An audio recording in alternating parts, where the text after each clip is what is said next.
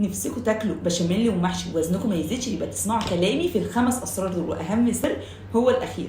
اول حاجه ان احنا عايزين ناكل بالراحه، ما ناكلش واحنا مستعجلين ونبلع الاكل، لا نمضغه كويس قوي، ما ناكلش لقمه كبيره. اما تاني سر هو ان احنا دايما ناكل الاكل بتاعنا في طبق مسطح واحد، اكلنا مش هيزيد عن الطبق ده، بيبقى نصه خضار ربعه نشويات، ولو حتى هنلخبط والربع الاخير هو البروتين.